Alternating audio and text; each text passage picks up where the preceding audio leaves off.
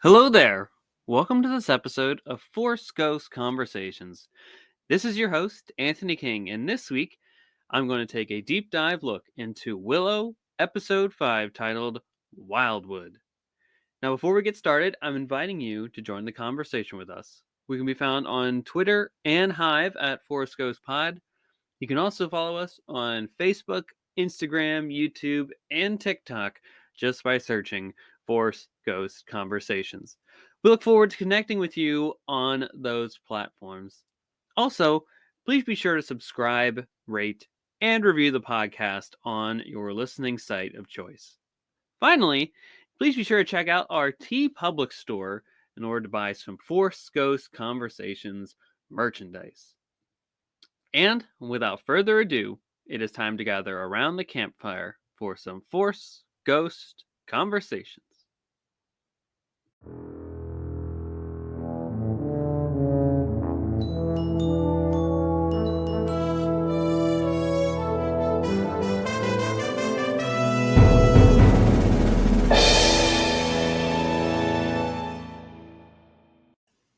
All right, everyone, welcome back to another episode of Force Ghost Conversations, and I cannot wait to get all into Willow episode 5 with you all very shortly here. But to quickly run through our Cloud City Gossip segment, because it is a very, very light news week here in the Star Wars Lucasfilm galaxy here. Honestly, the only thing I wanted to highlight is that, get ready for the Bad Batch Season 2 in just a few weeks. So if you need to re-up your Disney Plus subscription, or you've been on the fence about watching it, or you need to rewatch Season 1, now's your time to do it. January 4th, the series returns to Disney Plus with a 2-episode premiere. Yes, 2 episodes of the Bad Batch coming your way very soon, and it cannot get here soon enough, if you ask me. Also, if you celebrate Christmas, I know this episode is coming out on Christmas Day. Merry Christmas to all of Force Ghost Conversations listeners who celebrate the holiday. Happy holidays to everybody in the Force Ghost Conversations world. We love having you around the campfire each and every week, talking about Star Wars, Willow, Indiana Jones, and anything in the realm of Lucasfilm. So thank you all. Happy holidays to everybody, and we'll be back on the other side of this break with our Willow episode 5 notes.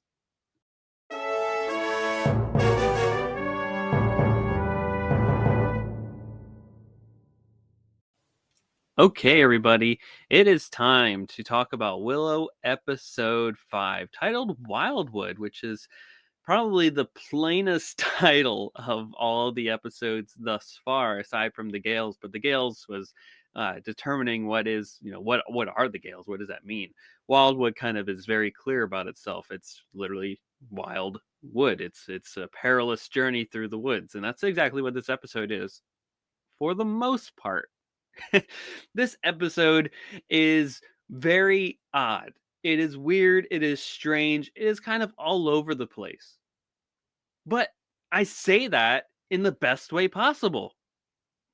There is a alternate reality where none of this episode works, but for me and in our household, it all seemed to mesh. It made sense. It kind of fit with the tone of what Willow in this series is doing, and added in all these different other subgenre elements, right? There's a little bit of romance, there's swashbuckling nature here, there's a little bit of peril, there's some YA adventure, if you will, right? It seems almost like it was plucked out of a story of a YA high fantasy novel in a way, which is it's super cool, and that's definitely something that this journey can explore and go on. So I was just kind of baffled watching it personally, that I was like, what am I watching here? This is really great. But if you'd have told me couple weeks ago that you would have gotten an episode like this, I would have been like, what are you talking about? That doesn't make sense at all. But it actually works. It meshes together with everything that has come before it, and I'm excited to see what happens afterwards. And in many ways, if you think about it, this episode is really about coming to grips with the aftermath of the horrors of Nakmar, the preceding events from the last episode. We have Kit reconciling with Jade, professing her feelings to her and how much she means to her, and that they have this shared love and connection between each other. We have Jade, of course, learning about her past and her family and what that means for herself, and that pretty much flips her her existence on if that was on a table, she would flip that table over. We have Graydon confronting himself. Allura, of course, is accepting who she is more and her place in the world as this great sorceress that's supposed to unite the nine realms. And finally, it's Willow professing the truth about himself and his skills, that he really is kind of mediocre at best. And dumb luck is how he defeated Bavmorda in the end, and they created this legend as the stories have grown over the years about what he actually is rather than who he actually is. You know what I mean? Very similar to like a Luke Skywalker. How do you bear this weight of being such um, a celebrated figure across the world, and how does that affect somebody? So that's really great. But in picking up to the cliffhanger a little bit of last week's episode, the story starts with the Gales in pursuit, and we get not only the Scourge, but we get to learn that there's a character called the Dag. It's one of the Gales, one of the four, and it's the one who can turn into a raven like being, right? That very creepy. That's really the only way that I can describe it. But the Dag is the one that can turn into like a bird kind of on a whim. But the Gales are in pursuit, and that's how they start the episode. They're being chased in this kind of um, remnants of a structure, a castle, maybe a former village or something like that. Hard to say, but we got some excellent pop punk to start the episode, and that's always a good way to get everything going. I liked Willow using that flamethrower, whatever that is, that device he was using. He doesn't explain it at all, but I thought that was really cool and really metal, if you will. So, frankly, the only way that they can escape the Gales, for whatever reason, the Gales aren't jumping into the Wildwood here, is to head in there headlong. So the group ventures into the Wildwood, and the perils, frankly, to them, if you weigh the cost benefits of it all, are the unknown sometimes is better than the known in this case, and so they're not going to face headlong the Gales, who aren't going to stop pursuing them. This gives them some time to recoup, relax, have some hard conversations with each other, and hopefully rejuvenate their spirits. A little later in the episode, you get to see Willow doing a bit more training with Allura in terms of magic.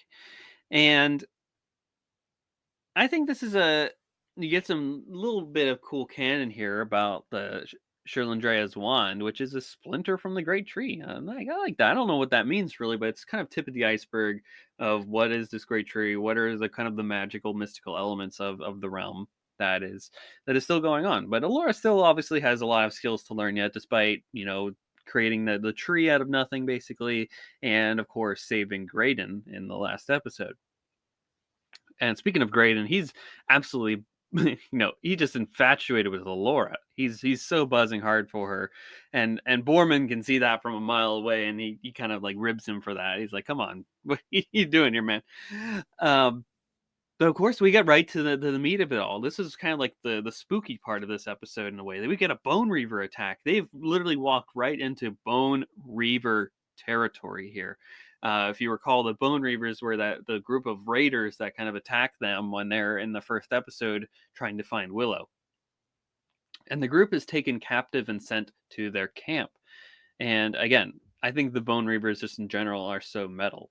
And what we actually learn in this episode is I think I mentioned this in my episode 1 discussion, is that the skulls are something that wasn't a missed opportunity there to connect that to General Kale, who we just saw in a flashback sequence in episode 4. So we'll put a pin on that. We're going to come back to that in a second. The large brunt, brash Bone Reaver, we kind of were introduced to a little bit in episode 1. His name is Toth, but he also, his Bone Reaver name is Toth, but he actually his real name is Lori, which I guess is what his close friends call him, which Jade will eventually, Allura will get to do later on. That's fun. I know Borman tongue-in-cheek calls him that, earlier in the episode, which not to Toast's, liking for sure. So we get to meet the leader of the Bone Reavers group right now, and this appears to be a lady named Scorpia, or should I say her full name, Her Sublime Eminence, Mistress Magnificus Venima Scorpia, and that is certainly a mouthful. And clearly, she and Borman have had a past. I mean, they have this like very romantic tension between them that gets exploited a lot through the episode, whether it be their dance sequence, whether it be him tied up in her quarters, and Borman just being Borman about this all. I mean, he's such a swashbuckler where you know absolutely nothing. You can't trust anything about him, but he has this charm to him that it allows you just to like, oh, Borman, you just let it slide off you. You trust nothing, but there's something lovable about him at the end. Great guy. But so in that sequence, Jade is kind of taken captive because she speaks up to Scorpia to be made an example of. Elora and Kit are thrown into a separate cell, and then Graydon and Willow are thrown into another cell. And did I miss Graydon getting some highlights in his hair? It looks good on him, and I didn't I didn't catch that in earlier episodes. Maybe just because of the lighting or the what have you. But that dude is such a lovesick puppy, though. I mean, come on now. He's falling hard for Laura more than anybody is frankly falling for anybody on this show. And while Willow and Graydon are stuck in that cell together, if you will call it a cell. I mean, come on now, Kit and Alora, uh, their cell is just kind of held together by this very cool giant monster's teeth. That's the gate that is their cage for them. That's wild. And when she uses the wand to explode out of it, I mean, you just really see the teeth um, come. It just makes visually it makes sense. It's a really metal piece to the aspect of the Bone Reavers that I'm really enjoying a part of their mythology. But we get to see a brownie village, and we get the return of a fan favorite character, Rule, from the first Willow film. And he's back, ladies and gentlemen, and clearly he has a daughter too, named Ganush, who doesn't seem to be interested at all in Willow or the adventures of the group. Willow, of course, asks about where's Frangine, where's this you're a two-part package here.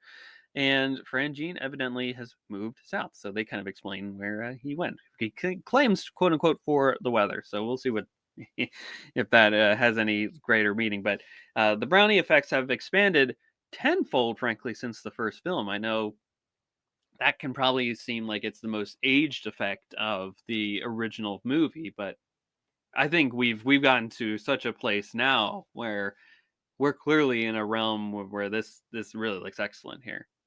But Rule refuses to join the group. He prefers to snack and reminisce and then have more snacks. And he says that Graydon is now the new Frangine and Rule. He's everything that you need, Willow. You two can devise plans together and all that stuff. Have fun. That's basically what he says here.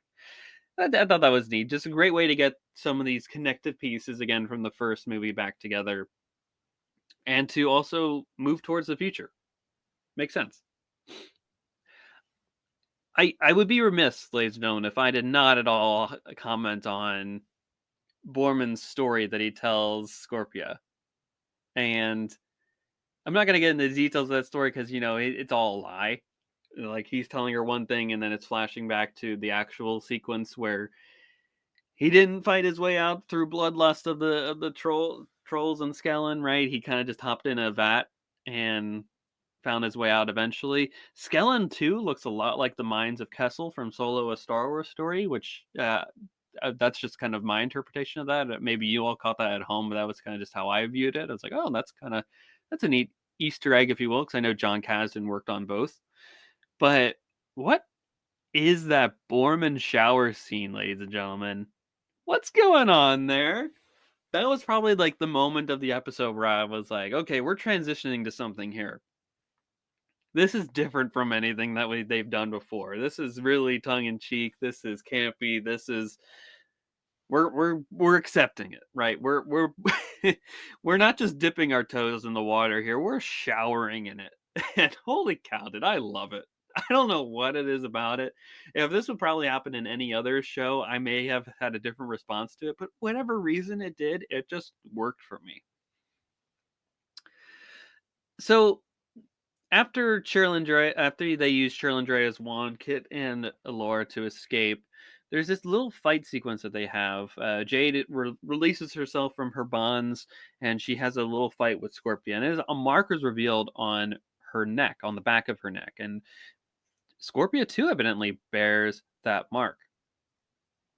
Evidently, according to Bone Reaver lore, a child is seared with their family's mark on their 100th day so that they remember where they came from in case they're, sent off into the world or what have you. Especially for what we learn about that, like this is a slave community. Uh, General Kale is revealed to be both Jade and Scorpia's father.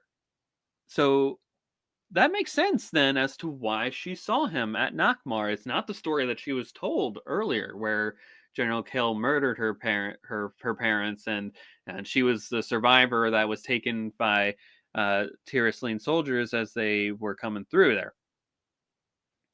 So that and evidently General Kale started the Bone Reavers, and he had 15 children, including Scorpia and Jade. They're the last two survivors of that band of family. And we also learned that I was actually the Rangers from Tirasleen that killed Jade's mother and then kidnapped Jade. Scorpia seems to remember a young Jade, and that's really neat. But evidently, what we also learn is that General Kale was a slave of Galadorn, along with the other members of what eventually comprised the Bone Reavers. They were promised freedom and overthrowing their masters then if they served Queen Bavmorda, which is why he is such a prominent figure in the Nakmar army in the events of the first film. And that really just flips it all on its own here. I mean, come on now. Uh, and then when Nakmar fell, the remaining survivors then fled out and were hunted down by Galdor and Tirasleen soldiers, which eventually became the Bone Reaver group that we see today. Now the question is, why would Jade be taken by the Tirasleen soldiers later on? And it was to prevent an uprising, right? You defeat your enemies by stealing them, and you have them hunt themselves down. I mean, it kind of makes sense in a way, and it's honest. I mean, honestly, it does make sense to me. But wow, I mean, Jade, you come into the woods thinking one thing, and then the whole truth is revealed to you. I mean, come on, that'd be a lot for any person to bear. But the episode turns on its head here. It becomes a party, a celebration to welcome the return of Jade back to her family, back to her community.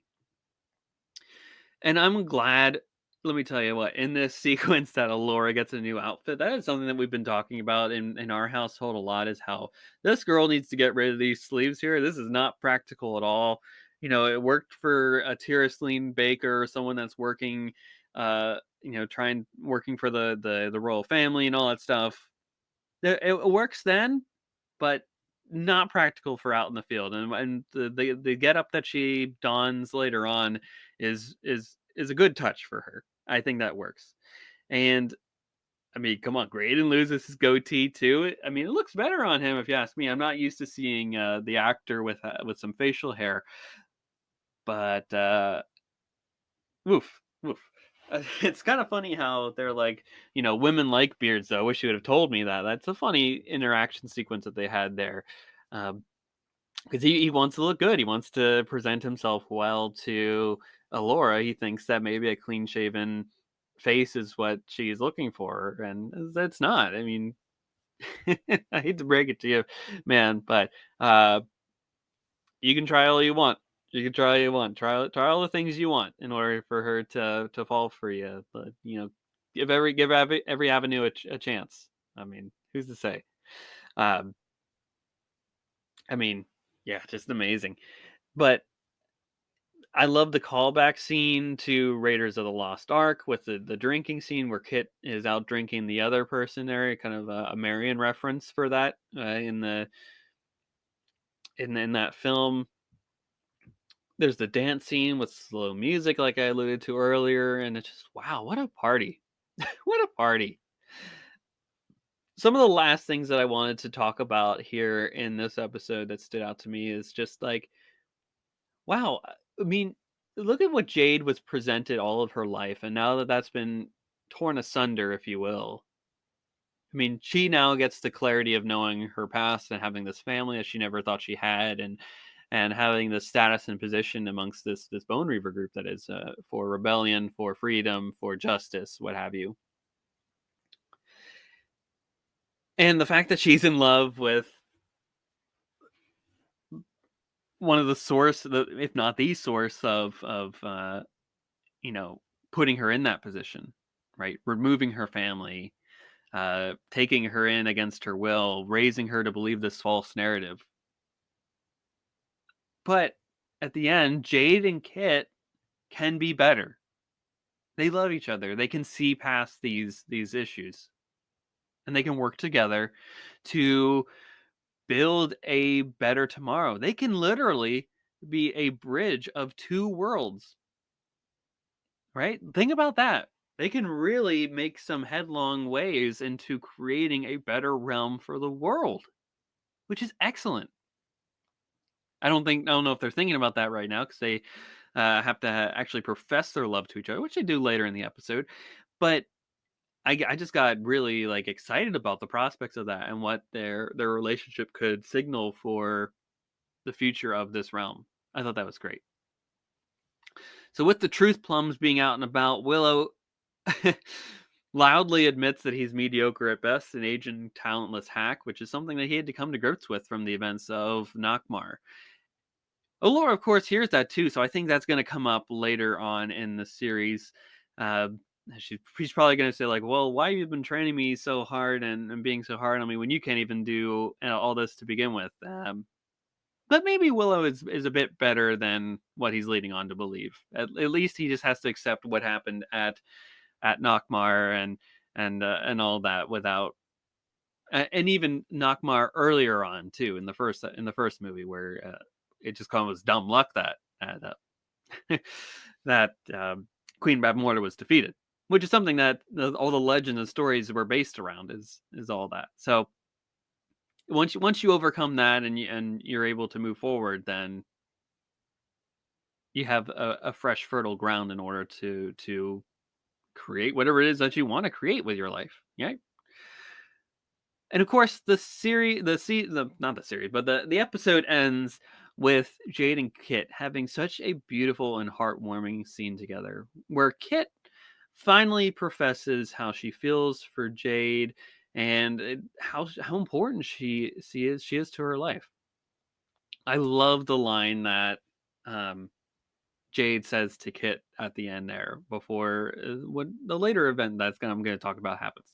She says, "If I kiss you, I may never stop." And I literally looked right at Mrs. Forster's Conversations herself, Elise King, and I said, "That is straight from one of your books." Like, my wife reads a lot of high fantasy, YA, romantic fiction. It's all amidst in that. We're talking like Sarah J. Maas, that type of genre, long 9 book series, and then on to the next one. She does a lot of that. That's where she mostly spends a lot of her free time is reading those, and she'll tell me about what these stories entail and all that, and just how wild the plots can really get. And she agreed with me that it's like this is literally and a lot of this episode takes elements from those stories that um, she is literally within each and every day for the most part. I thought that was a really great line too. So kudos to the writer who is Hannah Friedman for putting this into the canon of Willow and for making it work too, because that could also come off as cheesy. And before they have this kiss, of course, is similar to those stories. There's always something that happens at the end, whether to throw everyone off their game, whether that be a spear being thrown at somebody, an arrow, a sword through the back, knife, what have you. In this case, it was a troll attack. And again, you just had this sense of, I knew this wouldn't end well. Kit was captured, and the Bone Reaver village is left in disarray. And the trolls look great, by the way, right? We're seeing the trolls come back from the events of, we saw them in the first Willow movie, and the practical effect of it all is just continuing to be epic and awesome. And I cannot wait for next week. Let's go. We had this slow character building episode right here, where again we had to deal with the aftermath of Nakmar, and now that we have more clarity about who we are and where we are stand together as a group, we can function as a group again and see where our true limits really are in terms of what the group together can achieve. So this is excellent. Great episode at all overall. I believe I said it was directed by Philippa Lowthorne and written by Hannah Friedman. I know I said Hannah Friedman just a few seconds ago, but if I didn't mention it at the beginning of the episode, I wanted to give credit to them because they really put together a wild episode that just on paper shouldn't make sense, but the execution of it all to me just fit the puzzle pieces together in such a way that it works. Now, it may not have worked for you at home too, and I'd love to continue that conversation. Uh, because of course everyone's open to their opinions about all this stuff, and we love having different viewpoints here respectfully here at Forest Ghost Conversations. But I will say for me and for our household and for our family members that we've chatted about that have seen the episode already, we were all in on board for this and for what they were dishing in this episode. So all good stuff around the bend here. So that is all that I had for this week's episode of Force Ghost Conversations, everybody. I thank you all for listening at home. If you love the show a lot, tell your friends about us. If you're having, you're making a Christmas dinner or a holiday meal or something like that for friends, family, acquaintances, what have you, and you have Force Ghost Conversations on, maybe tell your sit at the dinner table or at a restaurant or something like that. Tell your friends about us, right? Share the conversation. Let's continue to grow the seats around the proverbial campfire that is Force Ghost Conversations. We can also connect on social media. Remember, Twitter, Hive, Instagram, YouTube, Facebook, TikTok. I think that's all of them. But if you just search Force Ghost Conversations, we'll be there in some way, shape, or form. And we'd love to have these weird, wacky conversations about Willow and Star Wars and Indiana Jones and anything that touches the Lucasfilm banner. And if you feel so inclined, now this is the season of giving.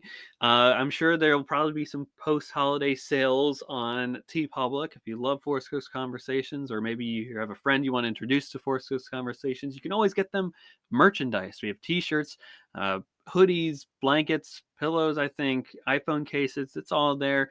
You can get it in our Star Wars inspired logo. You can get our Willow inspired logo, and we're working on some other stuff, so just be excited for that coming down the pipeline soon.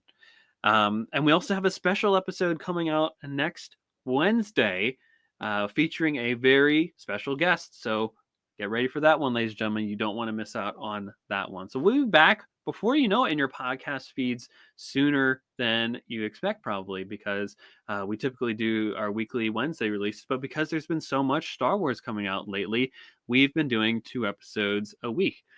And it's been a lot of fun. I'm glad that we've been able to do that now that grad school has been more relaxed over the last couple of weeks here. But with that, ladies and gentlemen, I hope that you have a wonderful holiday season. Thanks again for listening to Force Ghost Conversations and for making Force Ghost Conversations a part of your adventures. I hope that you have a great week. May the Force be with you. Take care.